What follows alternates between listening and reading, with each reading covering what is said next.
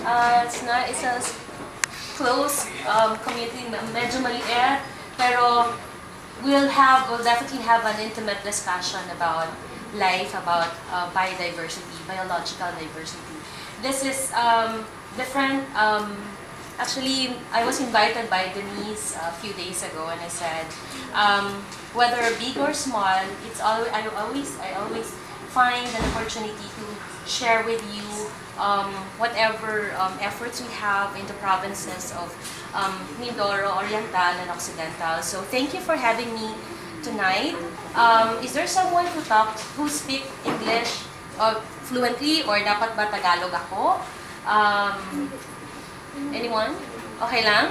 They're foreigners. Foreigners, I have to speak. Yes. Okay. Diversity of life. Yes. So, okay. Let me, this is, I hope I do justice about my presentation, because this is the first time that I'm discussing biological diversity in this group. So I hope you will learn something from my presentation. So, Direction of Life as a topic of life and Jesuit Catholic teaching, celebration of the environment. Okay, so my presentation flow would go. Okay. Okay, I'll discuss first what Mindoro biodiversity is, and then an introduction of our organization and our conservation area priority. And then, what are the challenges, our response, and actions to these challenges? So, let me just give you a background of how important the biological diversity of Mindoro is. And according to Robert Hall's study in 1995, yung Cenozoic tectonic movement, 50 million years ago, you will see that this is the island of Palawan, and this is the Mindoro Island. And you will see the movement. So that's 33 million years ago. Mindoro and Palawan are there. And the group of Philippine Islands are below here. As the South China Sea opens, 18 million years ago, the South China Sea widened, and then the Mindoro drifted southward. The Philippine Islands drifted northward. So 7 million years ago, ayan na yung itsura niya. So Luzon is now close to Mindoro. The Greater Luzon is now close to the province of Mindoro. And right now, it's the situation. It's the heart of the Philippine archipelago. In this presentation, that's every million years ago, that's how the Cenozoic tectonic movement came about 50 million years ago. So that's 38 million years ago, 36.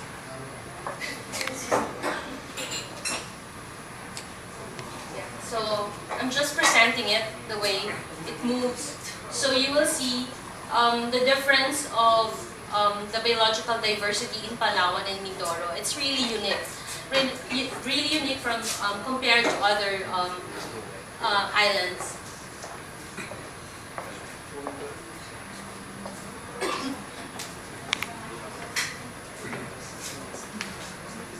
There you go. So with that, I'll be discussing Mindoro biodiversity. Okay, this is a globally important island. That's the 7th largest island in the country. And it's divided into 15 biogeographic zones, and Mindoro is one of them. Also, 6 major islands are identified as centers of animal diversity. Again, Mindoro is one of them. Included in the distinct zones based on distribution of marine taxa. Kasi di ba, kasama rin yan sa Verde Island Passage. So, very rich yung marine taxa rin ng Mindoro. And one of the critical priority endemic bird areas in the country. So, Mindoro is a faunal region. As you can see, we have 5 major faunal regions. The Luzon, Greater Luzon, Negros, Panay, Mindanao, Sulu, and Mindoro. Mindoro, although it's so small amongst the 5 major faunal regions, it houses 1/3 of the Philippine native fauna. In fact, the landmass of Madagascar is twice as Mindoro, pero we house more 1/3 of the Philippine native. Mas malaki pa. We're housing more than what Madagascar can offer. So in Mindoro, there are like Philippine endemic animals and island endemic. So according to a specific group mammals, we have 24. And then for island endemic, that you can only find in Mindoro, nowhere else in the world, we have 7. Birds, we have 6 island endemic. Amphibians and reptiles, we have 3. Butterflies, 49. And flowering plants, 17. So, for, like, you'll see the photos of this species later on. The tamarao, of course, that's our symbolic species. That's our flagship species, in fact. And this month, we are celebrating the Tamarao Month celebration under Presidential Proclamation 273. So, I hope you can, inform other people how important the tamaraos is. And as of today, in the wild, we have 382 tamaraos left in the wild and nowhere else in the world. So it is considered as really a critically endangered species. Mindoro bleeding heart is also critically endangered. The Alien bushy-tailed cloud rat, you will see its photo later on. It's probably extinct because during our last survey in 2013, we didn't see this species already in its habitat. And that habitat, they host what they call this, the Malabayabas. It's like the Philippine tick. They call it the Philippine tick. And it can only be found in the island of Mindoro, a particular island. It's in Ilin and Ambulong Islands, and one in Lobo, Batangas. So, if we don't protect that particular island in Ilin and Ambulong, probably it's really extinct. So, other species, the Mindoro imperial pigeon, it's endangered. The Mindoro hornbill, it's also endangered. The Mindoro stocks owl, it's according to IUCN conservation status, is near threatened. The narrow-beaked desk gecko is least concern according to IUCN.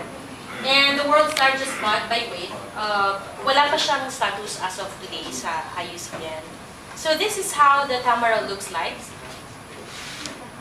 That's Bubalus mindorensis, the largest land animal native to the Philippines. As you can see, the feature of the tamarao is quite similar to our carabaos, pero may mga distinctive features sila that you can actually identify. This is a tamarao, this is a carabao. The tamarao kasi talagang V yung kanyang horn. Unlike the carabao, it's letter C, and then it's shorter than the usual carabao. Yung tail niya is shorter also, and it's darker. Plus, you don't see them sa farm because they are in the wild. Nasa taas sila sa Mount Siglit Baco National Park, and they are really a wild animal. So even the Mangyan community are afraid of getting closer to this species because they are really wild. So that's Mindoro Warty Peak. It was named after one of our board of trustees who happened to pass away 3 weeks ago, William Oliver, and that's also one of our species. We also have, this is the, excuse me, I have really a bad thought. This is the Alien bushy-tailed cloud rat. As you can see, painting na lang siya kasi wala na kaming makita actual species in its own habitat. This is the Mindoro striped-faced fruit bat. It's one of the world's top 10 wild species discovered in 2007. And according to IUCN, it's endangered. But because of our research activities in the island of Mindoro, we saw a lot of this and we can actually apply to IUCN that it's no longer endangered because it's actually existing. Marami sila sa Mindoro. The hornbill, the Caritic hornbill, that's the Mindoro bleeding heart. List down of bird species, pero we don't have a complete photo of everything. That's Capilla hermeli. This can only be found in Mount Halcon, 1,000 meters above sea level. The Vaccinium woodianum and the Leucarpus mandiae. The one on the right, this one, can only be found in Mount Halcon as well. It was named after our previous executive director, Dr. Emmy Mandia, who is a full-time professor at De La Salle University. So of course, Mindoro, as you know, is home to the Mangyans, and we have 8 ethno-linguistic groups. According to our references, secondary information, we only have 7. The 8 kasi ay hindi pa siya registered. So, but they are considered as a tribal group in Mindoro. So they comprise 16.7% of the total population. I don't want to go through on the threats. We know all the threats kanina sa video ninyo. We know that these are all the threats to the lives of this species and to their habitat. Okay. In Mindoro, you will see that in 1900, we have this much forest, the old growth forest, 70%. In 1920, only 60% is remaining. In 1960, 40%. Natutuwa ba ako? Hindi, di ba? Pinapakita ko lang. 1987, 23.7%. And in 1998, 22.2%. Now, it's only 8% of old growth forest. I've been asking from the DENR a recent copy of their report on their NGP because these are already secondary forest, and of course this should improve. You know, so they have not given me any update on the NGP program. Okay. So, who is MBCFI? Okay. MBCFI, actually, it started through the help of Shell Philippines exploration. During the time that the Malampaya natural gas is on its development stage, originally they planned to, the red line, is the 504-kilometer pipeline from Palawan, where the natural gas source is coming from. And it's 504 kilometers, which passes through Mindoro down to Tabangao in Batangas. The original plan of Shell then was to lay the pipeline over the island. Kasi mas shorter, yeah, mas cheaper, and the number of days that they need to do it is, you know, shorter nga. And during the development, it's very important because the budget is lower plus time. So within budget, within time ka, very good ka if you're in that development stage. But they, it's part of their responsibility also as company to conduct a study, which is the island-wide survey of the biological importance of Mindoro. And with that, a group of scientists, researchers from different universities and NGOs conducted an island-wide survey, which gave Shell a very strong ground to change their decision from laying the pipeline over the island, ano sila, east coast of Mindoro. Sa tubig na nila itinaan yung so naging 504-kilometer pipeline na siya. So it started, MDCFI, it started as a program, and now, so now it's a foundation which was registered in March 2008.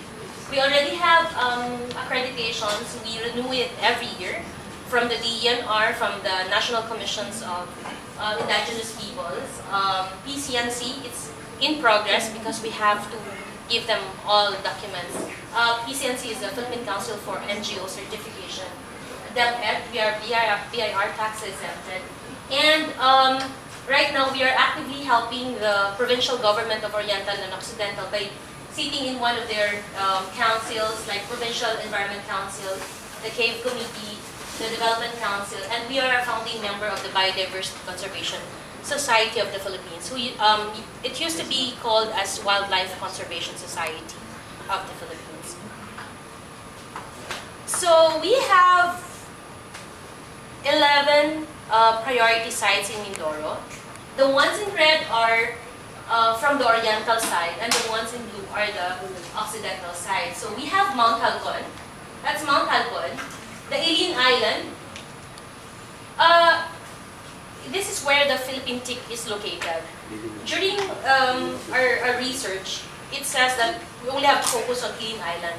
But when we saw the island near Alien, which is the Ambulong Island, we saw, excuse me, they are also hosting the Philippine tick. So we are covering both islands now. The Nauman Lake National Park, the Mount Calavite Wildlife Sanctuary, Abra de Ilog, is there. And then Bulalakaw, that's Bulalakaw, Sablayan, here. Mount Malasimbo, here. Ako Reef Natural Park, the Mount Ninduang, and the Mount Igit Baco. There. Ito yun, we came about prioritizing, kasi ang dami eh. Sobrang dami nang hindi mo kayang lahat cover. So we prioritize according to if there's an institutional arrangement, how bad the situation in the area is, and the number of threatened species. So that's how we came about the list of priority areas. Okay, challenges. Dito na ako sa huling part ng presentation ko. Challenges. Una-una, the data is really insufficient. So we really have to conduct researches. And there's no latest data available. Even if you approach the DENR, naka-file lang dun sa kanila. And they don't share, the fact that it's already there, they could have actually published it or put that in the web. So with MBCFI, we tried to pull out all these documents and we put it in a biodiversity database. So finally, we were able to launch it, a Mindoro Biodiversity Database. So if there are individuals, researchers who would like to know more about biological diversity of Mindoro, then they can actually access the Mindoro Biodiversity Database.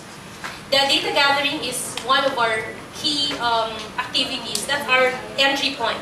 We need to know, in 2013, before we helped Nauhan Lake, that was in 2011, before we helped the Nauhan Lake National Park in its management, we need to know what's inside there. What's the, ano bang isda, ano bang hayop, anong halaman ang meron dyan. So we have to conduct the data gathering, and so far we have covered 6 of our priority areas. But this is in partnership with different institutions like Kansas University, Chicago Museum, UPLB. We also have Foundation for the Philippine Environment, who helps fund the activity, and the Philippine Tropical Forest Conservation Foundation. In terms of institutional arrangement, which we cover when we conduct our study, we have helped the Mount Halcon. Mount Halcon is not a protected area. It's basically it's a CADC area where IP communities, sinasabi nila, it's their ancestral domain. Lupaing ninuno nila ito. And there's no institutional arrangement. And to think that Mount Halcon houses a lot of biological diversity. So we need urgent help sa kanila. They need also our help, the help of the DENR and the provincial government. So we, for 4 years, I thought when I came to the NGO world, because my experience is more of the corporate world. When I entered NGO, and I said, oh, madali lang yan, management plan lang yan.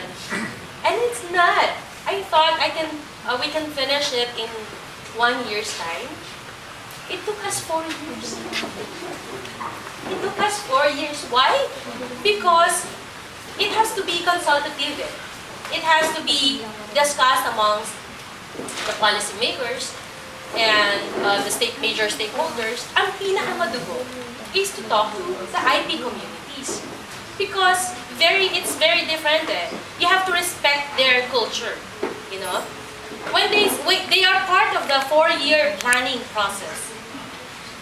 But they keep saying yes, I understand that. These are the tribal leaders. And respecting their culture, they are the ones sent to the workshop. And they're expected to share that same information to the elders, and the elders will tell the same information to the community, which did not happen. So, hanggang ngayon, we have the management plan, but we have not implemented any other activity to help save lives in Mount Halcon, improve their lives as well. It's very challenging. So that's why I'm sharing it with you, because it's not parang typical na one plan fits all, no? So that's one of my challenges in Mindoro. And up until now, the engagement is ongoing. We respect them. They are our major stakeholder. Hindi mo siya masabi na, IP lang yan, mangyan lang yan. No, we have to respect them because they know the place. We are lowlanders, and they also respect us, but much so that we should give the respect to them and respect their culture. So up until now, we have the management plan. It's a document. It's just a document. Nothing else. We have not done anything yet. So again, but for the Nauhan Lake National Park, they already have a management plan in that it's a protected area. Very good, diba? But the management plan, it has not been updated for 11 years. So we help update their management plan. But here comes. Ito na naman, adoption na naman ng management plan. Again, yung consultative. Given na, it's not a 1-year plan. It took us, the geothermal plant will be placed in a strict protection zone. And I said, okay. According to NIPAS, you cannot establish it there. Even if it means development for the province of Mindoro. So, the challenge is for the organization to put forward your position on how important the island is. Because if you take care of the environment, it will give something back to you. It's a ecosystem, or part of the ecosystem. So we have to respect whatever is there. But mahigpit, matindi yung political will in terms of development, not in the conservation. So hanggang ngayon, yung aming management plan is still on hold because the management zone is part of the management planning process. And again, we stand with our to respect whatever is there. We don't want naman to put MBCFI in a position that will risk our lives, because we also love our lives, you know. We have our families. We have our, friends. We also have to take care of other sites, diba? So we give them the position of how to protect Nauhan Lake National Park. It's a Ramsar site. It's a wetlands of international importance. So it's very challenging. Sorry. So with that, we have the research program, the resources, environment, species, and ecological assessments for responsible change.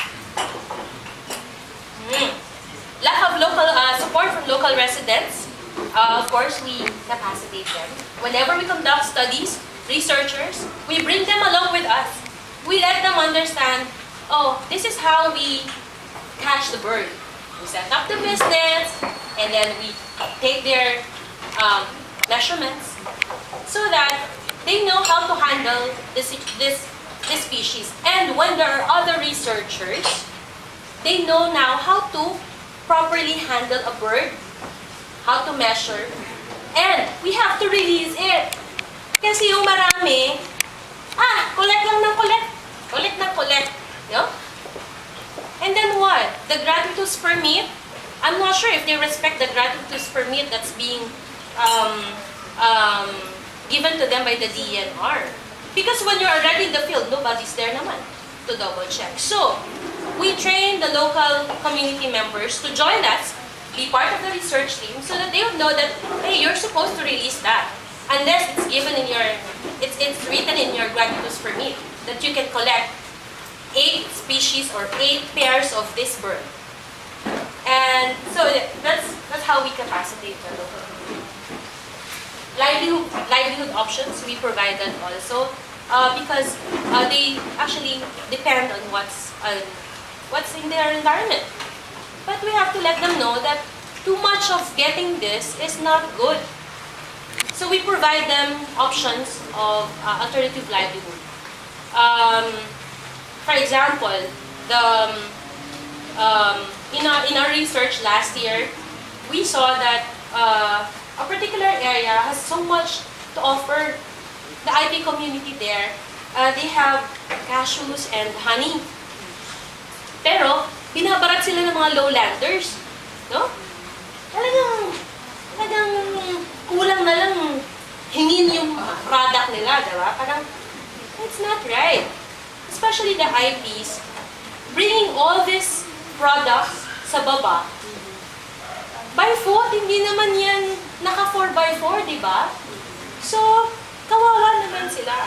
So, what we did, because we have connections here sa Manila, sabi ko, oh, Shell, because you are our funder, maybe you want to buy the cashews and the honey of the IP communities. Maybe you want, instead of giving giveaways, fancy giveaways, let's support them. So this year, Shell will be giving away a part of their items pa rin, cashews and honey, para to support the community. So that's our mission program, Mindoro Island Symbolic Species Items of Nature. Because through that, we can actually promote the flagship species in every protected or priority site. Information campaign, very rich yung information namin within Mindoro. And dito, sige, malaki, maliit, sige, go ko, kahit Sabado, good, sige, sabi ko kay Denise, go, sige, I'll support. Because we can inform you, no? Baka we can be one of our advocates or maybe ambassadors to protect the environment in Mindoro. So we have our CARE program, that's Conservation Awareness Raising and Education. And the SEED program, Strengthening Environmental Education for Development. This is being offered to public school teachers in Mindoro, Calapan, Oriental, and Occidental divisions, where we don't focus only sa mga science teachers. Kasi they thought, ay, science teachers lang yan, eh. They can actually teach all of them na. Sabi ko, no, I want also other teachers like Filipino, math. Kasi for example, math, we actually came up with a syllabus and a lesson plan for public school teachers in Mindoro, specifically to their subject that they are handling. Rather than promoting 10 elephants, 10 tigers, we put there 10 tamaraws. 10 tamaraws plus 10 Mindoro bleeding heart. Oh, diba? Why not? I mean, why promote all those lions and tigers? We can actually promote our very own species. So we prepared special lesson plan for them, and we will be printing the book, and we hope to launch it on November 20 with the Department of Education. We participate, syempre hindi mawawala ang mga conservation-related events like Eco-Camp, coastal cleanup. So this one, the Tamaraw Month celebration, we're doing a takbo para sa Tamaraw Year 3. Let's say that mag-host province na ngayon is Oriental Mindoro. The first time was held in Quezon City Circle. We were able to gather, maliit lang, 627 runners. Pero, we were able to generate 107,000 pesos. Maliit din lang po. Pero, nag-counterpart si DENR ng 400,000 pesos. Nagbigay din ang 8 teachers party list ng 300,000. So for year 1, we were able to come up with 800,000 plus. And yung proceeds na yun, naipagawa namin yung yung hanging footbridge sa gene pool farm. There's a Tamaraw gene pool farm where doon yung kinapture yung mga tamaraws and iisa na lang yung natitira in captivity. And hindi na tayo inaalaw ng batas to capture the tamaraws from the wild kasi hindi na siya makatarungan. 382 na lang sila. And by record, yung mga na-capture 30 years ago, lahat namatay. Isa na lang yung natitira. So, we don't want to add one more or two more lists sa mga namatay na mga tamaraws. So, with that, we were able to, yung run na yun, we were able to fund the hanging bridge for ITC purposes. And then second year, malakas ang tubig from the gene pool farm. We provided water pipeline for the IP communities. So yung bridge at saka yung water pipeline, umaabot na sa IP communities. Plus yung mga mangyan, hindi na sila nahihirapang magdala ng mga products nila because of the access. So this year, yung proceeds ng run will go to a survey to verify presence of the tamaraw in Oriental Mindoro. Because right now, ang tamaraw can only be found in Occidental Mindoro. So here are our partners for conservation. Different logos. Sana madagdagan pa. Malagay kaya dito ang Ateneo? Or ano? Pwede siguro, no? Okay. Pahapyaw pa, sorry. Promo. Rose Coffee. Ayan. So these are some of the technical. Puro photos na lang po ito kasi walang photo yung presentation ko kanina eh. So ito mga photos na lang po for you to appreciate yung mga efforts namin in Mindoro. So these are the researches, symposium. Yan. From our researchers and researches na ginawa, we were able to record mga recent faunal species in Mindoro, and we will be launching it also on November 20.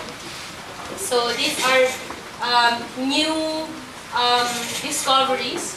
We need to protect them. Yun nga lang, medyo ganyan kasi yan if you promote, if you announce that there's a new species. Ano yan eh? You have to weigh the pros and cons. Kasi, ay meron pala dun, ulihin kayo, mataas ang value nun, diba? But, with our efforts, and with the effort of the local government and the community, we hope that we can respect their lives, respect whatever they're doing in their own habitat, and protect them. This is the Apo Reef Natural Park. So, ayan yung mga measurements, kasama namin sila. These are the park rangers in Apo Reef Natural Park. When you get there, marami nagda-dive doon eh. Anong isda yun? Naku, hindi alam kung ano nung sinasabi. So, we train them also. We help them identify what particular species is that. So, may local name, scientific name. These are all photos. These are migratory, some are migratory birds. Yeah, this is the misnet, the harp. Whenever we do our site assessment.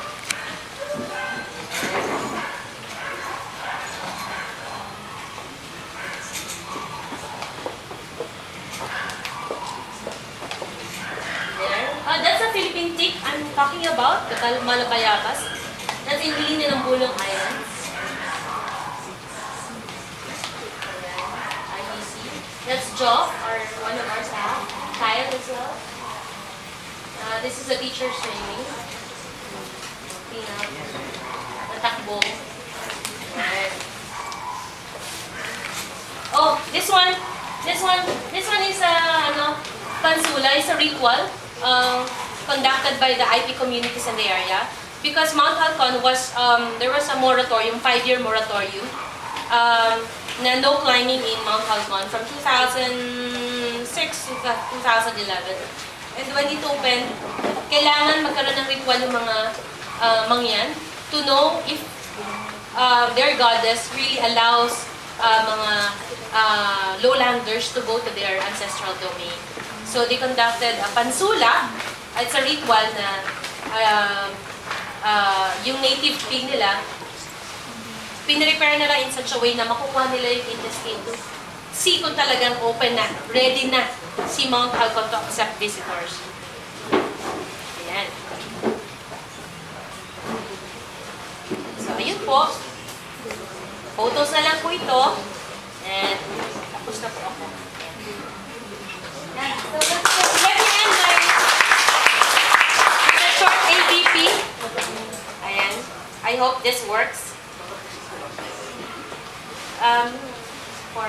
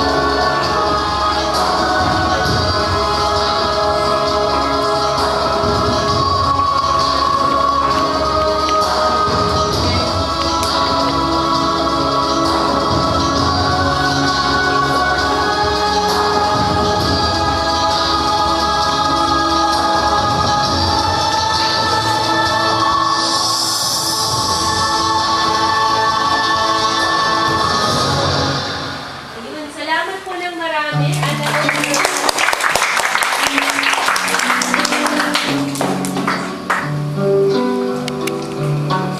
May tanong po ba? Any questions? Okay, thank you for listening. Thank you po.